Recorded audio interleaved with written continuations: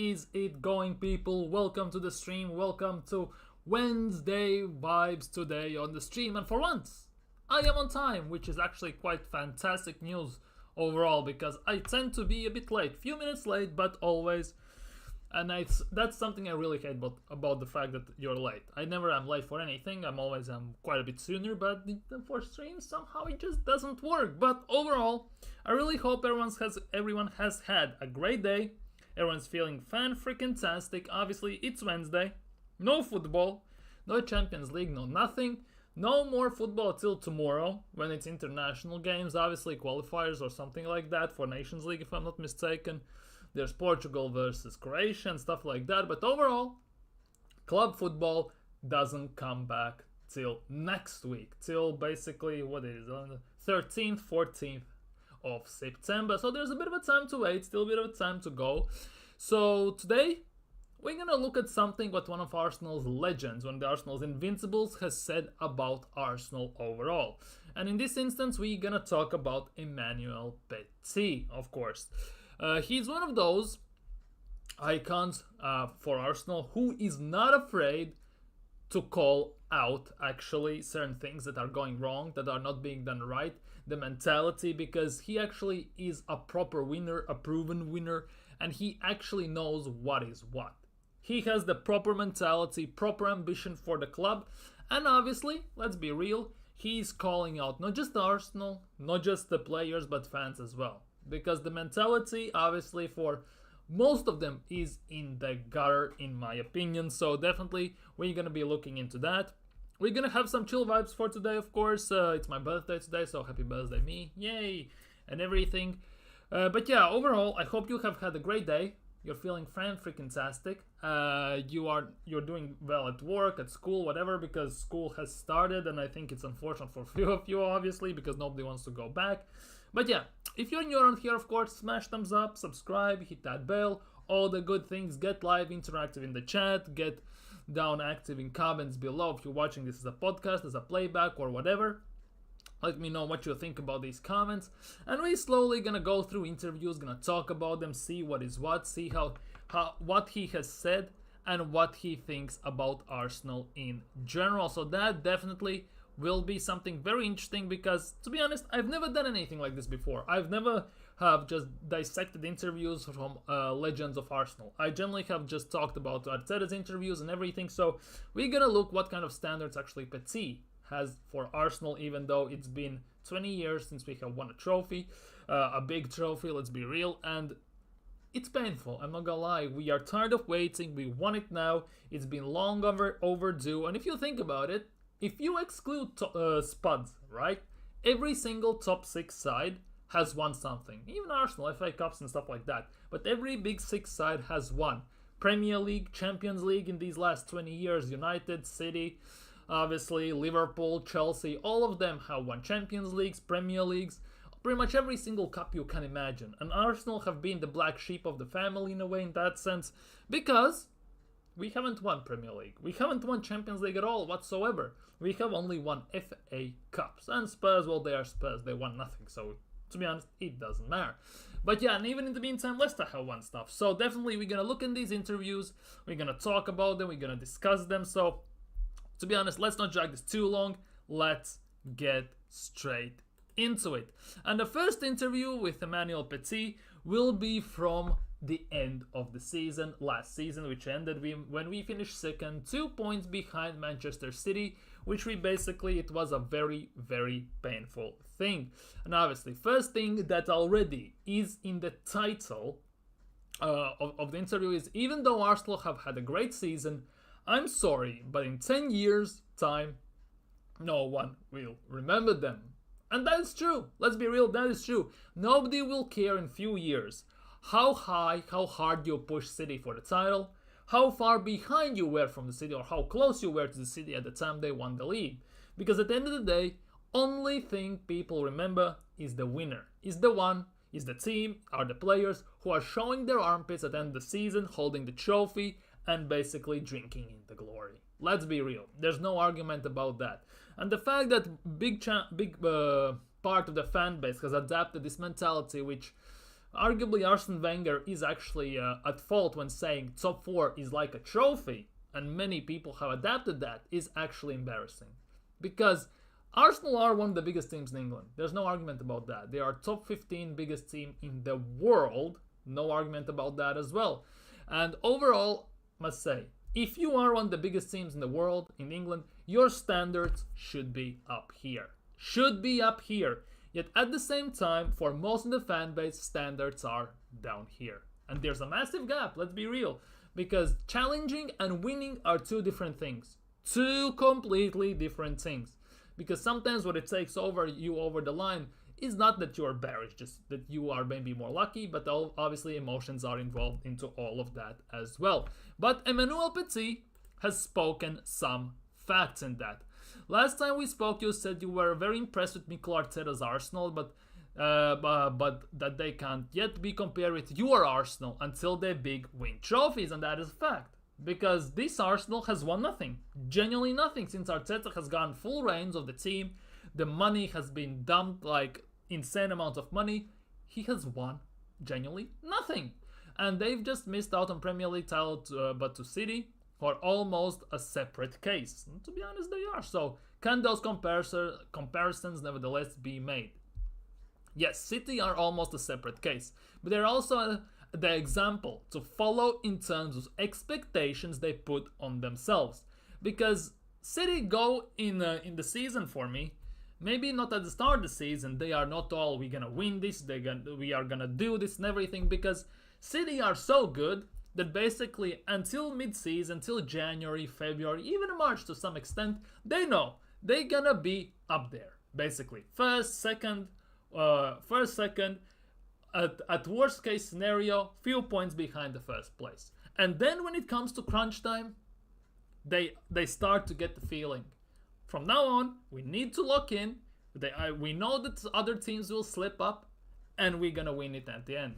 Because that has been always the case. Because City has won it, basically blitzing the second part of the season, winning almost every single game and not dropping points almost whatsoever. They go in insane winning streaks, they don't lose, and it's quite impressive. I'm not gonna lie, it's quite impressive. And everyone says, oh, but we are 8 points ahead in January, oh, we are 5 points ahead in February, at the end of the February and everything. Yet at the same time, when you try to argue the fact that we all know what City are, they're gonna lock in, it's been proven year after year, they're gonna go undefeated, more chances than not, obviously there's bigger chance, and they're gonna win it at the end. And yet they say, oh, but City are also only people, only players, they're gonna drop points 100%. Okay, cool, they're gonna drop points. But can you guarantee that we, for example, won't drop points? Because we cannot guarantee that. Because last season we finished on phenomenal run. Not gonna lie, it was a fantastic run, 15 wins, 1 loss. Great, right? Great. But that 1 loss, in a way, was the cost more than any other loss Arsenal has had during the last years of their seasons. To be honest, in my opinion, we lost the season before even that. We lost it in the first part of the season, but it is what it is. But continuing on City, not only in England, but also for 99% of the teams in the world, except maybe Real Madrid, who also have that culture. Exactly. 2 elite clubs. You could argue that Barcelona have the same thing, the same ambitions, Bayern Munich as well, you could say Inter Milan as well. These elite clubs have one aim: win it all. No matter what the cost, no matter what is going on, no matter what is happening, what has happened, no matter what the situation is, you have to win the league, the cup, and Champions League. You have to do the treble, quadruple. You basically have to take every single trophy obtainable for that season. And that is that elite mentality. But when you ask Arsenal fans, most of them, they will say, oh, but we should challenge. If we, for example, win FA Cup and then challenge for the league, Arteta shouldn't be sacked. What is this challenge? You either win or you get sacked. Elite teams on that level, PSG, as I said, Bayern Munich, Inter Milan, Real Madrid, Barcelona, Chelsea as well, and every single team, they have the ambition to win every single trophy obtainable throughout the season. And if it doesn't come to fruition, they sack the manager, they bring in a new manager, and they go again. That's the elite mentality. If you don't succeed, you start over with fresh blood, basically. Yet Arsenal stick to one manager, they don't see the pattern that is evolving over the years, and they hope that something will change. I think it was Einstein who said, doing the same thing over and over and over again, and at the end expecting different result, is definition of insanity. And that's what for me strikes about Arsenal. We do the same things over and over and over again every single season, every single transfer window, and every single game we tend to do same things. Yet at the end, we expect different results. How comes nobody has beaten Pep playing like Pep Guardiola? How come? How come? Because you cannot beat Mr. Miyagi at Mr. Miyagi's game. He has taught maybe Mikel Arteta everything Arteta knows. But he 100% hasn't taught Arteta everything Pep knows. As soon as he shipped out Mikel Arteta, he bought in a striker. A proper striker in Erling Haaland. Pretty much. So, what's his face? Pep Guardiola didn't teach Arteta how to coach a proper striker, because as soon as he came to Arsenal, he had a proper striker, and he made him play left wing back. Other one had to play CDM half the time, and at the end of the day, we haven't seen any proof that Arteta can coach a proper striker, because both of them are gone. They underperform massively under Mikel Arteta, because he inherited Emery's squad. He inherited Golden Boot winning Aubameyang. And what happened with Aubameyang when Arteta came in? Nothing. He basically screwed it all up. And when it came to selling Aubameyang, Edu went to Garlic and said, "Oh, I think we cannot sell him. It's better we just rip up his contract and pay him off." That's what we did. Half a year later, Aubameyang gets sold for 11, 12, 13 million to Chelsea. Then Chelsea sell him to Marseille, and now Marseille cash in on him and sell him to Qatar, Saudi, I think it was Saudi. Sell him to Saudi. How comes Arsenal was the only team that didn't get money for that deal? Genuinely, we have no proof that Arteta actually can coach a proper striker, because we haven't seen that at Arsenal as of yet. We have these makeshift players who can shift in every single position and everything. At the same time, there are positions in the team where you need out and out specialists in the team, like center backs, like striker, like holding number 6. You need specialists in your team. Yes, it's cool when you have wingers and then you can swap them and do stuff like that. But that there are certain positions throughout the spine of the team where you need designated specific specialists. And Arsenal don't have that.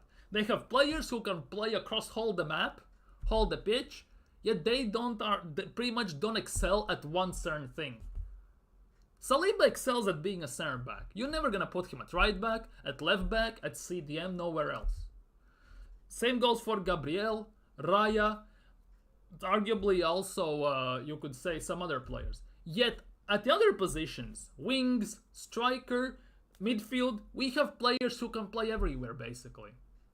As good as it sounds on the paper, overall, long term it cannot work. Because you're not gonna be a guy who plays Kevin De Bruyne on the left wing. Let's be real.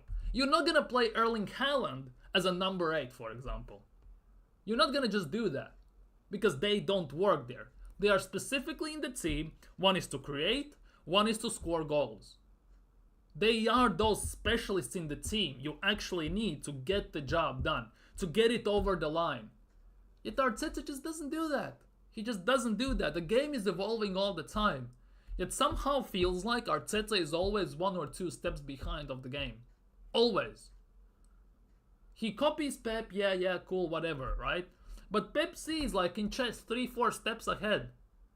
It's no coincidence that all of a sudden he buys a random player nobody has expected, yet at the same time he brought him into the team, he sets the world on fire, and everyone says Pep is a genius.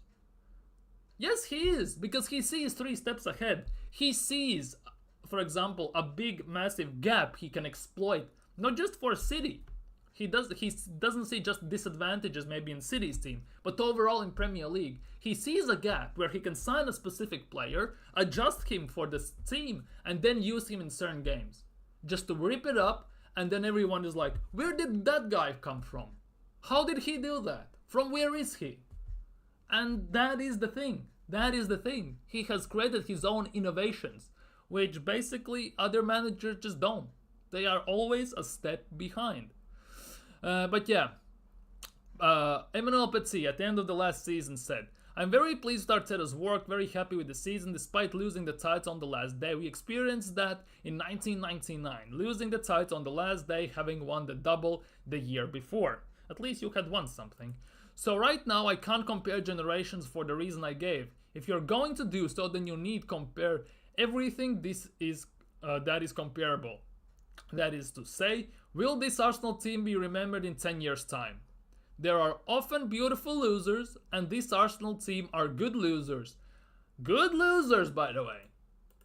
But I'd rather they were good winners. The proof is that City have just won their fourth title in 4 seasons. It's historic. We'll remember them as probably the best team in Premier League has ever had. So in 20, 30, 50 years, people will remember them for that. But for this year, even though Arsenal had a great season, I'm sorry, but in 10 years' time, no one will remember them.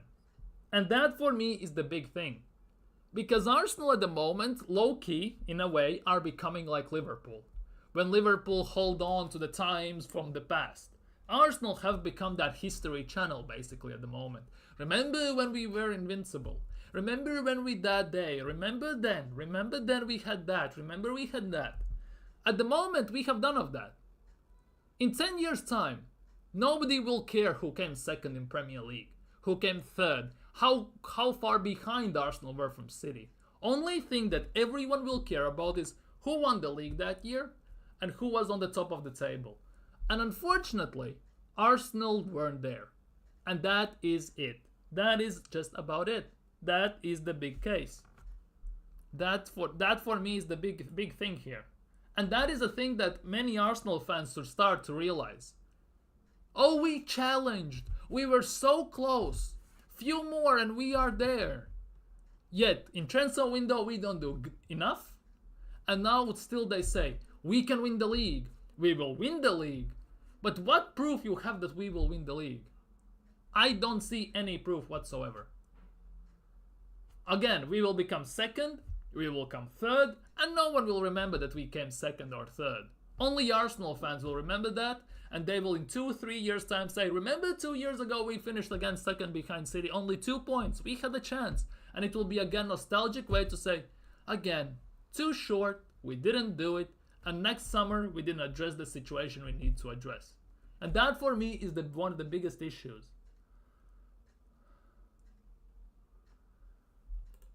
Yeah, he has. But he should be evolving himself. He should be evolving the game. He should be evolving the style. He should be putting in his own things. And he just doesn't do that. He's very stubborn. He has one plan. If it doesn't work, shit hits the fan and we are screwed. And that is actually a very nice segment into the second interview, which Emmanuel Petit gave yesterday. Legitimately yesterday. He spoke about obviously Arsenal and Chelsea, but we're gonna only talk about Arsenal here.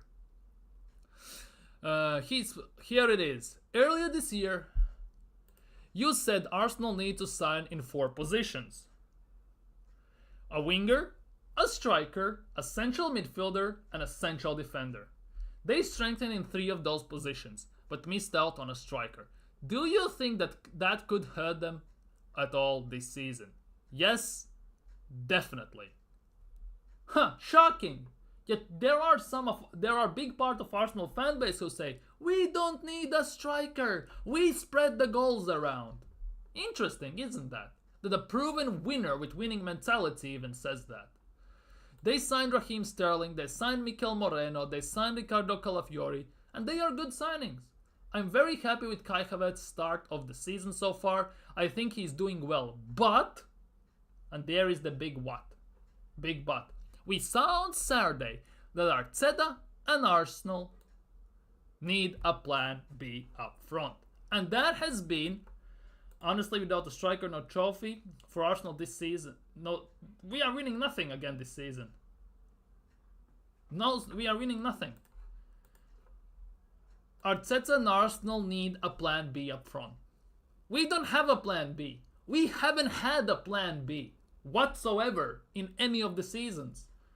Because every time shit hits the fan, Arteta knows one thing. Sub on every single attacker he has on the bench and hope for the best. It worked few times. It worked against Bournemouth. It worked against, I forgot who they worked, but it worked against a few more other teams. Yet it's not going to work all the time. You cannot have only one plan. Go into the game, and if it doesn't work, you look like you have that deer in the headlights look. You don't know what to do. Instantly, everything falls apart. And that is a big thing. We don't have a plan B. Because we play the same way every single time. We make the same substitutions every single time. And after we make those substitutions, we still play the same way we played before the substitutions. There is no imagination in that sense. We don't do other things whatsoever. What if the striker we want isn't easily available this past window? They're waiting for another window. Again! We go again next year. I hate this mentality. We are this close to winning the league after last season. This summer, we needed to sign a striker, a winger, an 8, and a defender. 100% agree with Petit here. If we signed all of those, completely different story. But at the moment, without a proper bagsman up top, I don't see it. And the issue is, again, we loaned in Pedro Neto, we loaned in Raheem Sterling. They'd be gone by the end of the season. Which means that next summer, again, we will need to sign a striker, a winger, a goalkeeper, and on top of that, Jorginho and Petit are on the last years of their contracts. More chances than not, obviously, we're not going to re-sign them, which means we lose 2 more midfielders. We need 2 more players. That is 5 already. On top of that, backup for Saka. That is 6 players we need to address already next summer. If you want to look ahead, maybe another window. That is 6 players already we need now. This won't work. As always, Arsenal do the bare minimum and expect to win something. This ownership is very confident and very pleased to be just in top 4. Because as soon as we got top 4, somehow everything stopped. They gave him Partey to kind of 105 million for Rice, and I don't want to say it, but for 29, to solidify the place in top 4 for the next 3-4 years, like consistently, right? And after that, they're gonna do nothing. Again, as soon as we will see a small drop off where we finish 4th, nearly 5th, they will invest a bit of money again to improve certain positions. Then we're gonna again consistently get the 3rd, 2nd, 4th, whatever, top 4, yeah? And it will gonna go again and again and again. And that was the same thing under Arsene Wenger as well. We were this close at certain instances to winning the title. We were, not gonna lie, we were. And again, we decided not to do anything in the window to address the instances we need to address. How comes it took us 10 plus years to sign a proper replacement for Patrick Vieira? And even though we know don't have that because he's injured all the time. How comes it's been 3 years since Aubameyang has been binned and we still haven't signed a proper striker? We haven't replaced the goals. Golden Boot winning Aubameyang, we still haven't replaced him. How come we still don't have a backup for Bukayo Saka? It's been 3 years. Saka has carried Arsenal for 4 years on his back, single-handedly. How comes we don't have a backup for him? We just don't have anything for consistency and long-term plan. It's just embarrassing. It is just embarrassing. Genuinely, it is embarrassing. I had a feeling after the game that Arsenal still played the same way all the time. And that is my look at it as well. When they are good on the pitch, it's enough to beat the opponent. Exactly. But when they are not good individually, and it happened with Declan Rice, Odegaard, Bukayo Saka, Martinelli, pick your poison. And also they're not playing well, that's not enough to beat the opponent. And that is the case. Completely stunk out the places fully. Happened on multiple occasions last season. Partially we are seeing already this season. And count your lucky stars, we were so lucky to win against Aston Villa. Watkins should have scored the first chance 100%. Second one, Raya made a world-class save. Last year, our defense bailed Raya out massively. So far, our defense has been very questionable, to say the least. Lucky for us, Raya has been great at the moment. Every single game in these last 3 games, he has made a world-class save to deny a game-losing goal, arguably. Against Villa, 100%, you could say that. Against Brighton, 100% on that Ayari shot. Against Wolves when Strand Larsen shot to make it 1-1. Who knows what would have happened if he doesn't make that save and it's 1-1 at halftime. Because it was pretty much right on the stroke of halftime. Completely different game in second half. Who knows what would have happened. Our midfield seems very, very not liquid in a way that it's very walkthrough. Like an old fence. You just walk through it and the passes go through it like hot knife through bar, basically. Passes go through it. Defense also is a walk-through place. Afraid to make tackles. Somehow positioning is off many times. Saliba has been caught out of position multiple times already. Same goes for Gabriel, and his bozo gene as well has kicked in hard, especially against Aston Villa. Like, what are we doing here? Like, legitimately. And then, the thing we rely on the most, according to Mikel Arteta, the defense, already struggling. Okay, it will get better. I believe so. Our attack, on the other hand, is so weak at the moment. We create chances technically, but we cannot finish them. And even on top of that, Martin Odegaard has created 1 or 2 chances, goal-scoring chances in the first 3 games. Isn't that telling already something? Our other teams have better chance creation than us. I think for the stat merchants, XG or whatever, we are not even in top 10 in Premier League at the moment, mind you. Teams like Nottingham Forest are ahead of us. Like, our attack at the moment is the biggest issue. Last year it struggled as well. But nobody wanted to mention that we scored the record goals, 91 goals and everything. Yet nobody wants to talk about the fact that we played the 4 or 5 teams we beat 5-6-0, which basically stat padded the goals we scored. Take away some of those goals. Take half of the goals away from each of the games. And that's about instantly 10-11 goals less. Instantly. Like, come on, what are we doing here? It's evident that our attack is struggling massively. It's evident that we need a striker. We need backup for Saka to give him rest. Because he goes missing instantly for the last 10 games of the season most of the time. Who knows what happens if he gets injured? If Odegaard gets injured? We sold both of the backups. Well, one loaned out, one sold. We don't have the team. We have very, very, very depleted squad. Gyökeres was the answer for Arsenal to win anything. To be honest, there were multiple strikers we could have signed.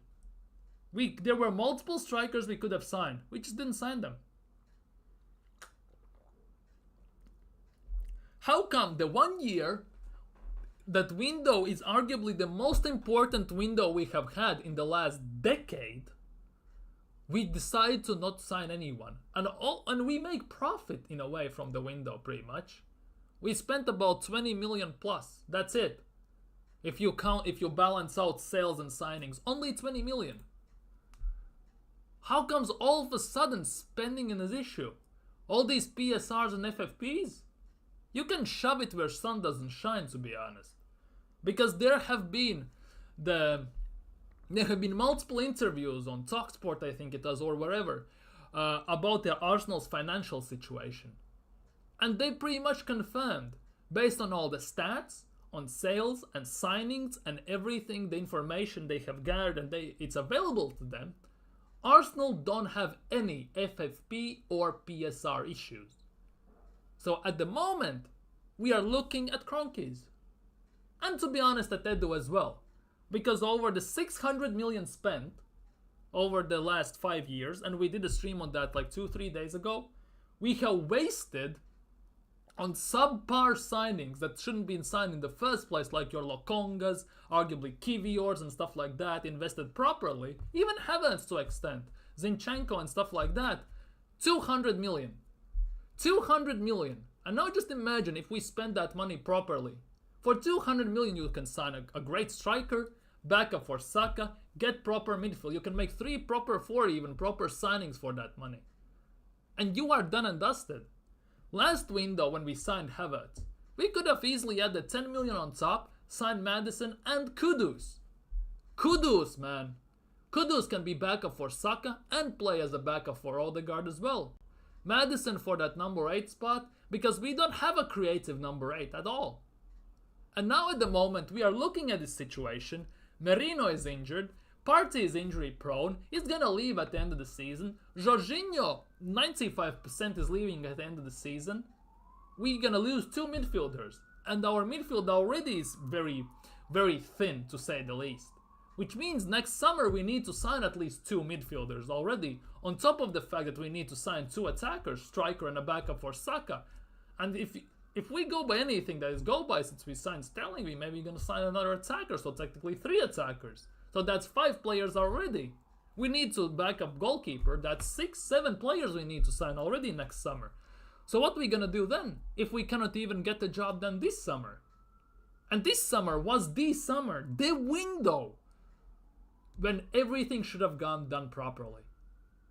This close to winning the title in Premier League. And in the window where it's do or die when it matters the most. Arguably the season, which at the moment matters the most.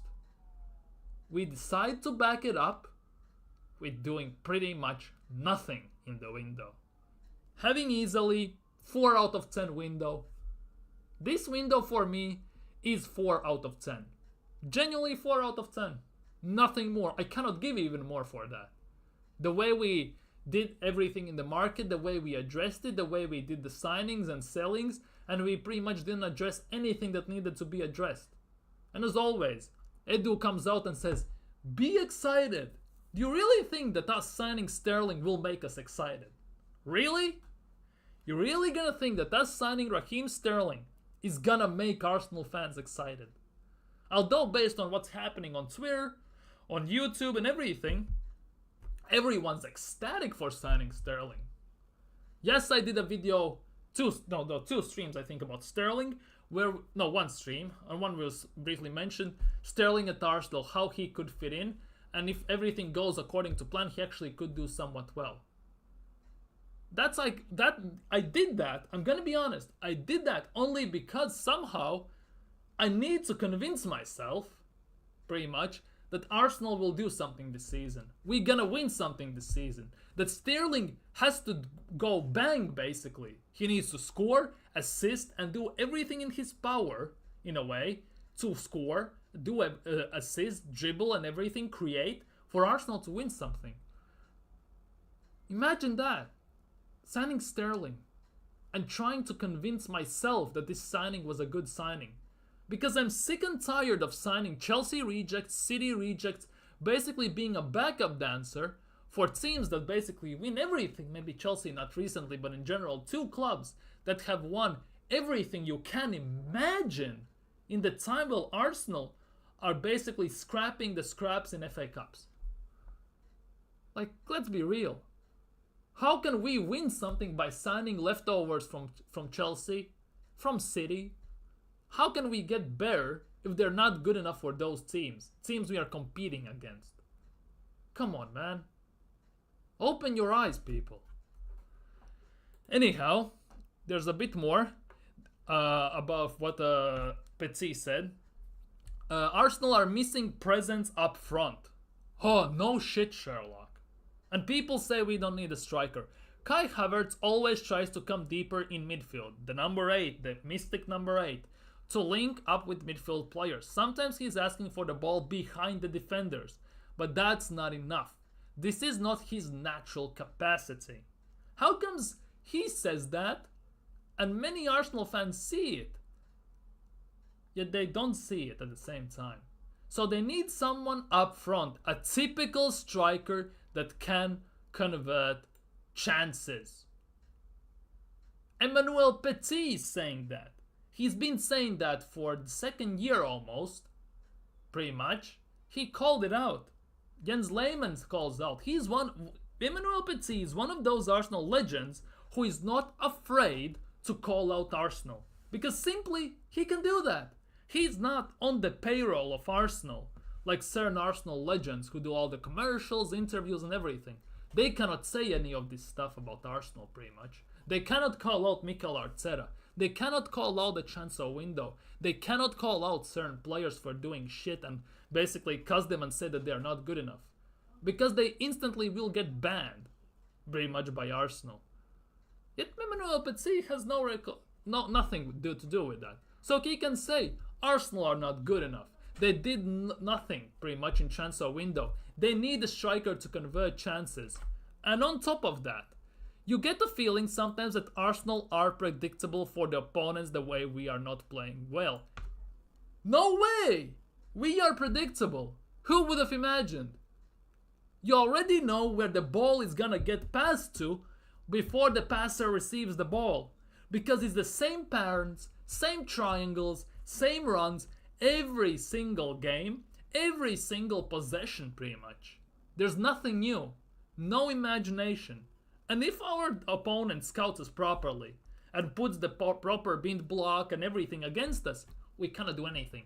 We saw that against Porto last year. We went to Porto, they played that mid block, they did everything. Arsenal played their predictable same way, and we didn't even get a shot on target. In the end, they nicked a goal and it was 1-0 for them. They have the know-how. They scouted us to perfection. 41-year-old Pepe shut our attack down. The record-breaking goal-scoring attack. He shut us down completely. We got lucky that we got past Porto.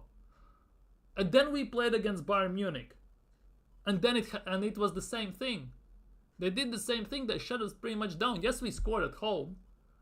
But when shit hit the fan, and we needed that, and here it is. They need a plan B at the moment, and they don't have one. When we needed that plan B against Bayern Munich last year, Arteta did what he did against Bournemouth, and it worked. Subbed on Eddie Nketiah. Eddie freaking Nketiah. Sherman Klump. Axel Foley. He subbed on that guy, Norbit, basically, to score a goal to even get us over the line to overtime. Hello? It's Arsenal. We shouldn't be dealing with players like Nketiah and Nelson. We got told when we moved to Emirates that we're gonna compete with Bayern Munich and Manchester City. And all them, not City, but Real Madrid and Barcelona at the time. Yet we get pumped by Bayern Munich every single time in Champions League. Remember the 10-2 days? Remember those days? 7-2s and all that stuff? Remember those days? 2 years in a row. How comes last year, arguably, the best Arsenal team in years, couldn't get the job done against the worst Bayern Munich team in decade? Even then we were not good enough. And people got the nerve to tell the fact that Eddie Nketiah, keep him, good squad player, Nelson, good squad player, Vieira, good squad player, and everything. They're not good enough. In nowhere chance in hell near this galaxy they're good enough. And let's be real, we signed these young players who are, everyone apparently wants, your Tavares's, Lokongas, and everyone. Yet when we try to sell them, nobody wants them. There's no player development. Genuinely no player development. Where is the development on Martinelli? How comes he came into Arsenal? When he tried to take an opponent, he puts his head into his feet and just hits the ball and tries to outpace a defender. That's how he takes them on and hopes to cross the ball before it goes out of play for a goal kick. We fast forward 4 years, he still does the goddamn same thing. How comes there is no development in that? When Arteta came in, Bukayo Saka was taking on his man, gliding past 3-4 players. Now he doesn't do that pretty much at all. When he's one-on-one, he tries to do it. But he has one or two go-to moves he tries. Either he's gonna cross it with his right foot or cut inside on his left foot. No skill, no trickery. That is something he needs, for example, to develop as well. Like, we have players to actually do good in the league, Champions League and everything. But we need to develop them. We need to improve their skills. We need to improve their footballing IQ. Arguably, you say if you have footballing IQ, you have it. If you don't, you don't. But there are instances you can do to kind of try and hide it. Hide it is not the right word. To try to compensate for it. You learn certain things. Because Ronaldo, for example, I know it's a weird comparison, but bear with me here. Messi has all the talent. Ronaldo doesn't have that much talent whatsoever compared to Messi. Yet he has hard work and dedication. He stays after practice, he comes first into the practice, he works hard alone on certain things he knows he's not good enough. Yet our player seems like, it's good, I'm getting paid, all okay. I ran with my head in the feet for 5 years, I'm still doing that. Martinelli still does the same things he did 5 years ago. Nothing has changed. Nothing has changed. And that's the big thing. We didn't develop Sambi Lokonga. We didn't develop Nuno Tavares. Because Lokonga was the next Yaya Toure, apparently. Nuno Tavares was posing to be a very good left back. Yet, one is out on loan to Lazio, one is out on loan at Sevilla. Tavares is at Lazio on loan, right? Has played one game in Serie A. Against AC Milan, by the way. In that one game, 2 assists. Already has done more than he has done for Arsenal in the 3 years he's been here. Lokonga, okay, that's a different story. Option to buy. Option, not obligation like Nuno Tavares. Lokonga is at Sevilla. Was watching his game against Girona. If they buy him, I'm not gonna lie, I will be shocked, to say the least. Genuinely, I will be shocked. That's the mad part. I genuinely will be shocked. Anyways, Gyökeres, the slayer of a league where Fabio Vieira is one of their better players. And we signed Fabio Vieira when he wasn't even out-and-out striker. Striker starter for Porto. I think he was coming off the bench many times as well. He wasn't even that good. We didn't even sign the best Portuguese talent at the time from Portugal. Yet, at the same time, this window mid this window, Arteta says, this is the season, this is the breakout season for Fabio Vieira. He's gonna break out, we fully trust in him. Week and a half passes, you're out to Porto on loan, mate, goodbye. What are we doing here? We loan him out, we sell Emil Smith-Rowe to do what, play Ranieri? It's been 3 games, he hasn't played a second yet. I think he has played about 11 minutes cumulatively in Premier League overall. Skelly hasn't played. None of our youngsters have played yet. And if we play like this every single game, where we basically barely scrape the wins and everything, they will never see a game of their life ever. Maybe against Bolton? Maybe? In the Carabao Cup? Maybe? Or maybe when a game doesn't matter in Champions League at some point, if we have already qualified or something. Otherwise, when they're gonna play? Because at the moment, we look very shaky. We'll be lucky to finish second at the moment the way we play. And we are one injury away, actually, from a total collapse of the team. One specific position, like Odegaard's, Saka's, maybe not Saka's as much since we have at the moment, you could say Sterling, but let's just say Odegaard gets injured. What we gonna do? Instantly, what we gonna do? We're gonna play Zinchenko there. Havertz is gonna go down to that number 10 spot. Who are we gonna put up top then? Jesus is still injured. It's actually mad. Frankly, look at Zergs at United, 15 million. Bet you wanted him. Personally, I didn't want him. Not gonna lie, I didn't want him. But at the same 15 million is hell of a lot. 50 million is hell of a lot. But I'm gonna say this. We had chances to sign strikers this transfer window. 32 million for Artyom Dovbyk to Roma.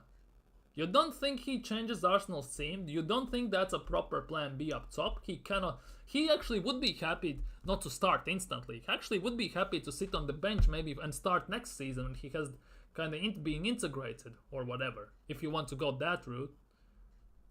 You could argue signing Alvaro Morata for 11 million would be a good signing. Yes, he is not the best finisher, but he's an out-and-out striker.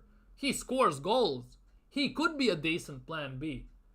Because we don't have that, as I said before, proper specialist in certain positions. Only specialist in the team we have, arguably, is Saliba, Gabriel, and Odegaard. You could say Saka as well, technically. Rest of them, they can play everywhere they want. Our defense can play everywhere they want on defense. Midfield pretty much plays 6 or 8. Looks like Arteta doesn't mind to him. Trossard has played at left wing, right wing, center forward, number 9, at number 8. He has played everywhere pretty much. Martinelli under Mikel Arteta has played left wing, a bit right wing this year, but he looked shocking there. Under Emery, he actually was being coached slowly to play as a number 9. And one thing Emery knows, actually, is how to get the best out of your strikers, how to coach strikers properly. So I generally believe he actually could have coached one hell of a striker out of Martinelli. I'm not gonna lie. But the biggest thing at the end of the day is, our team is not good enough at the moment because it's too thin. We are 1-2 injuries away from complete disaster.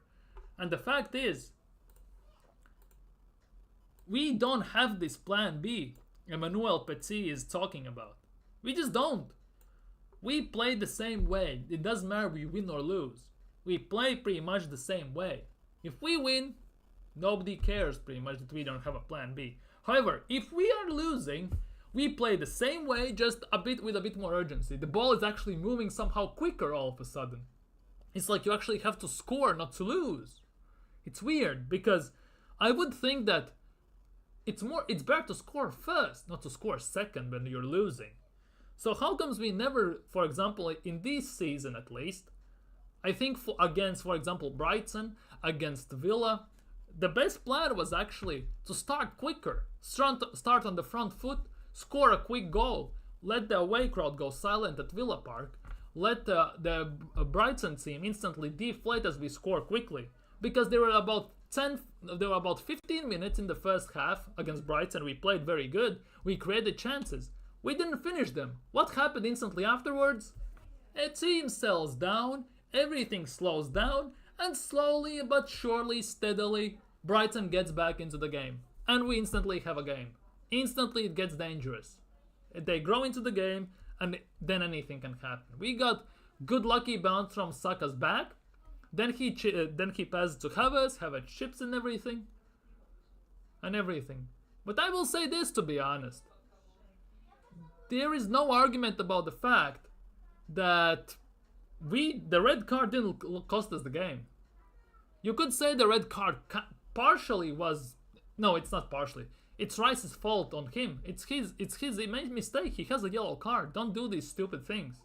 Even though with 10 men we had chances to score, but at the end of the day, what we didn't do? We didn't score. We had the chances to score. We had the chances to score that goal. Havertz had a chance. Saka had a chance. Yet at the end of the day, what happened?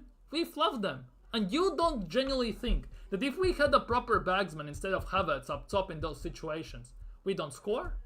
Let's be real.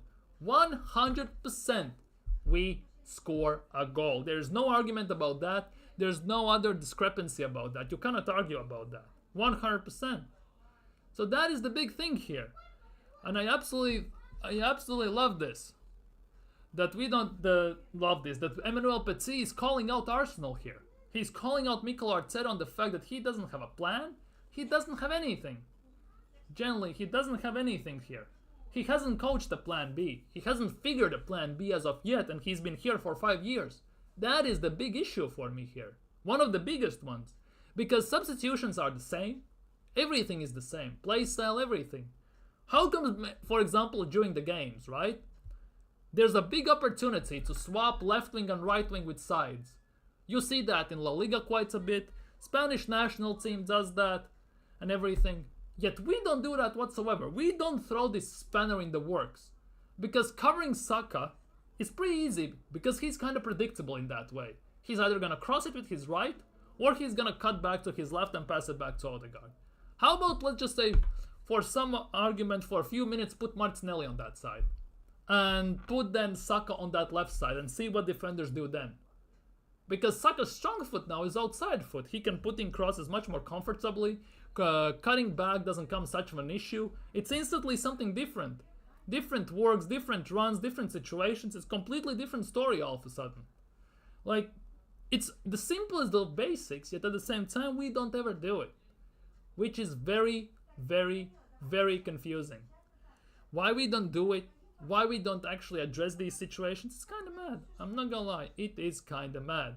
But at the end of the day, I guess it is what it is. We have to live with it as Arsenal fans.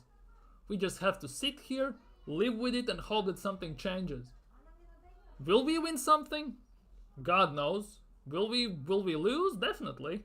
At the moment, our upcoming schedule in Premier League is actually hell on earth for Arsenal.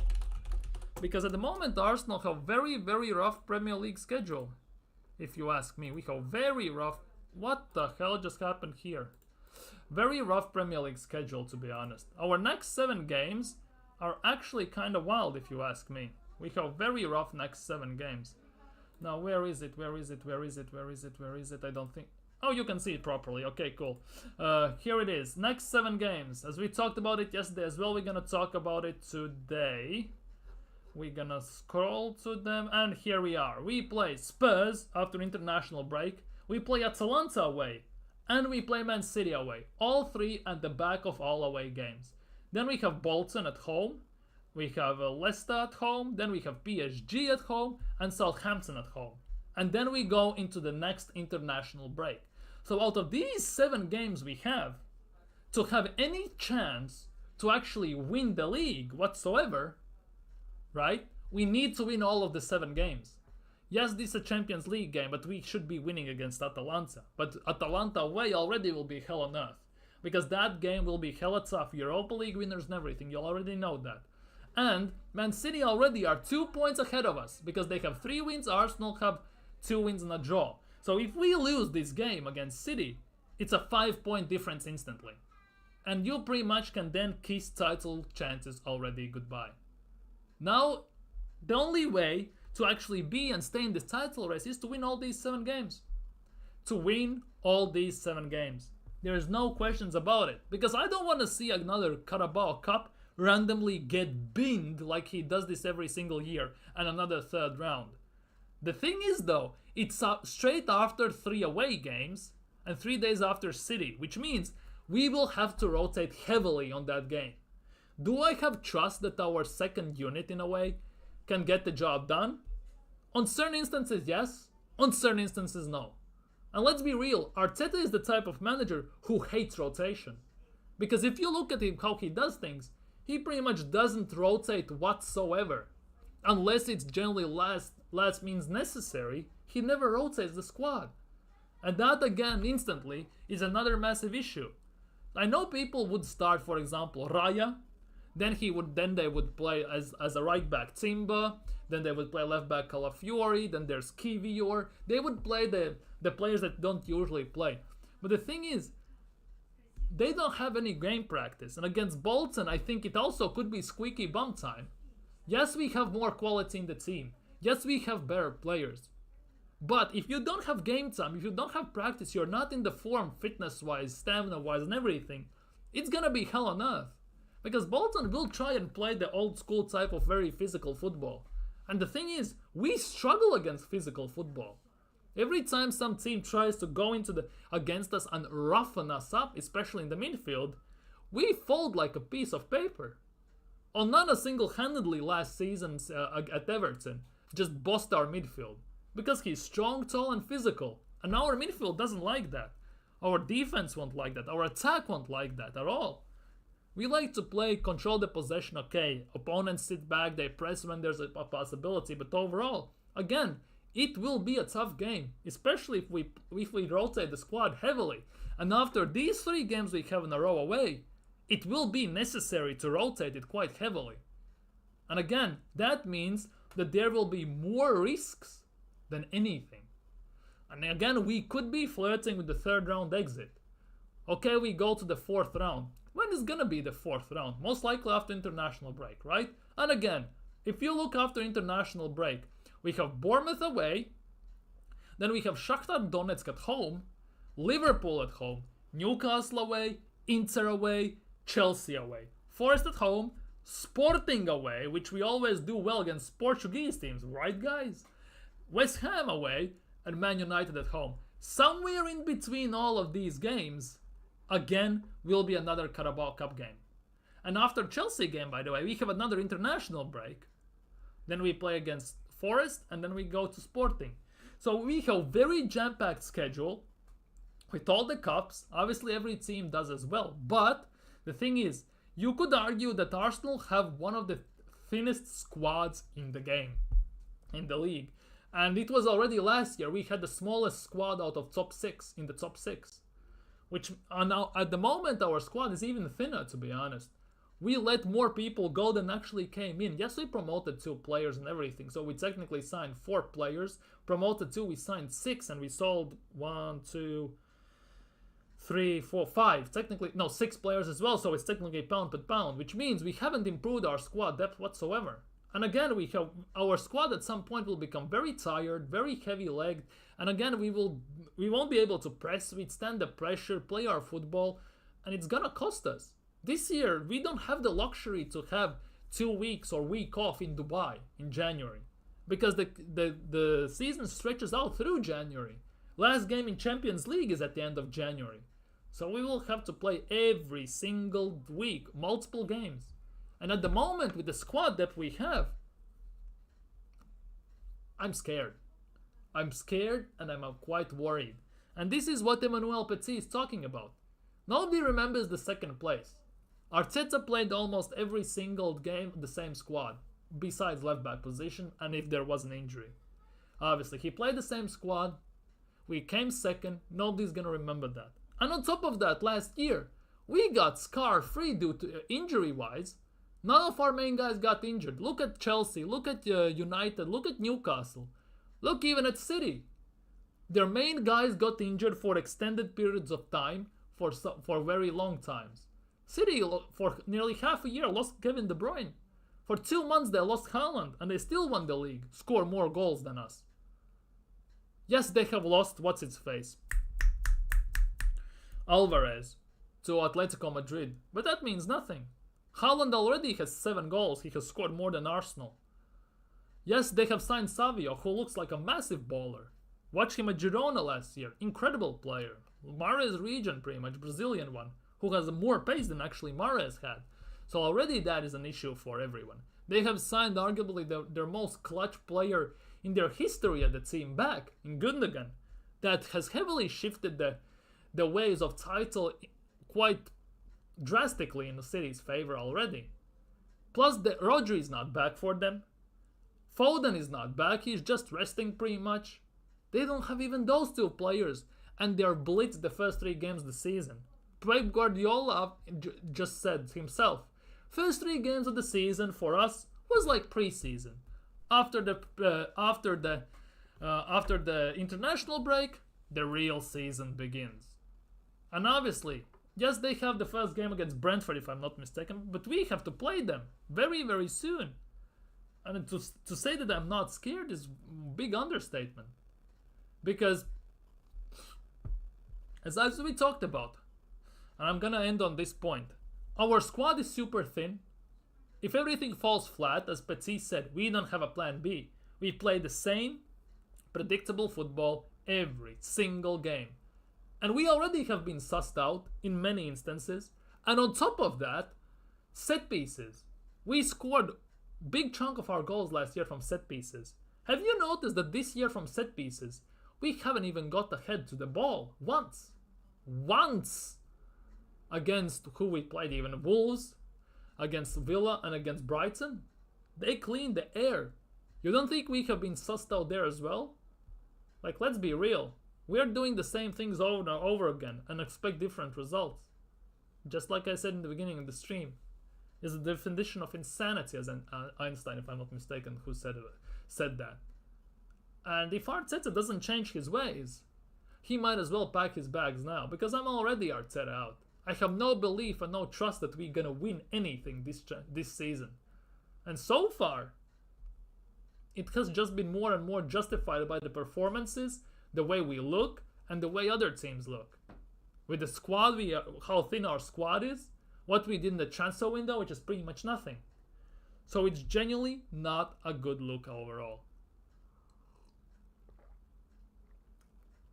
I am worried, genuinely worried. And I don't want to be the guy that will say at the end of the season, I told you so. I really hope I'm wrong. I really hope I'm wrong about this. But this will be another season when, by the looks of things, Arsenal will go again trophyless. No Carabao, no FA Cup, no Premier League, and no Champions League, obviously. So it's been fun, guys.